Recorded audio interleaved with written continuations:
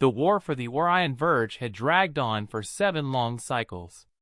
The Ovari Consortium, an empire of strategy and order, had fought the Kreth swarm with the help of dozens of allied species.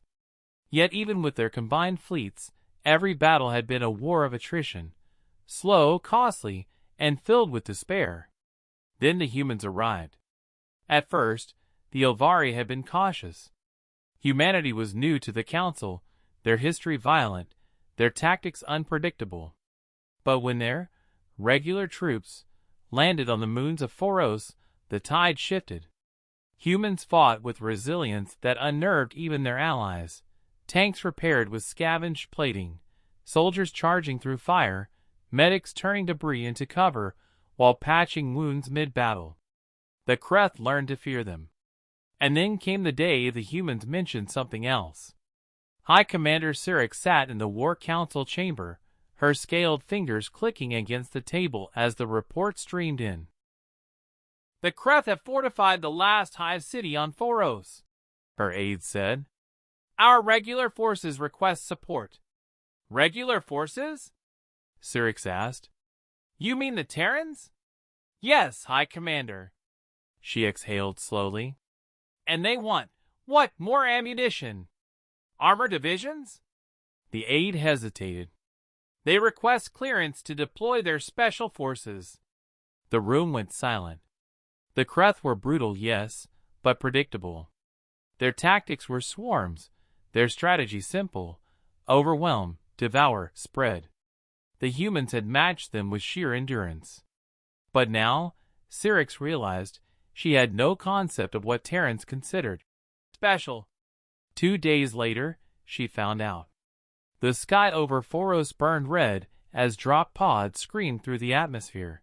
Not the usual carriers, but black, silent capsules with no insignia.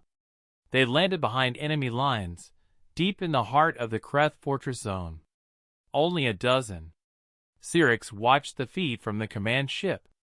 "Only 12? She hissed. "This is a siege of millions."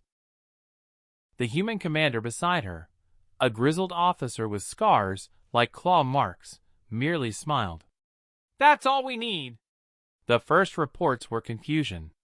Explosions in supply tunnels. Communications blackouts. Kreth patrols found torn apart without a shot fired. Holographic banners blared false retreat orders, luring entire divisions into ambushes. Then the real footage began to surface. Grainy night vision, fragments from the few drones that survived long enough to transmit. Humans in shadow gray armor, faces masked, moving like wraiths. One scaled a 200-meter spire with nothing but claws and a cutting torch. Another disabled a plasma turret using a vial of acid and a length of wire. A pair infiltrated the hive's birthing chambers and set the entire brood aflame before vanishing into the smoke. They left no bodies, no signatures, only chaos. By dawn, the Kreth fortress was crumbling from within. Their own artillery turned inward. Their swarms devoured one another in confusion. The special forces had cut command lines, poisoned food stores, seeded terror so deep that the hive tore itself apart before the main human line ever advanced. When the regular Terran infantry finally moved in, the fight was already over. High Commander Syrinx stood on the battlefield a day later, the ash of the hive city drifting around her. She approached the Special Forces unit as they emerged from the ruins. 12 humans, armor scorched, some limping, all grinning like predators sated. "You are different from the others," she said carefully. The squad leader removed his helmet, revealing eyes that had seen too many battlefields. "We're not the army," he said. "We're what they send when they want it to end." Syrinx glanced at the Terran regulars still patrolling the outskirts, hard men and women she had already considered terrifying. "And they call you special?" she asked. The human chuckled. "Imagine what the rest are like." Word of Phoros spread across the galaxy. The Kreth fled the Orion Verge entirely, their hive minds unable to recover from the sabotage that had gutted their heart. The Ovari Consortium signed new defense treaties with Earth, not out of pity, but out of pragmatic fear. And among the stars, whispers began.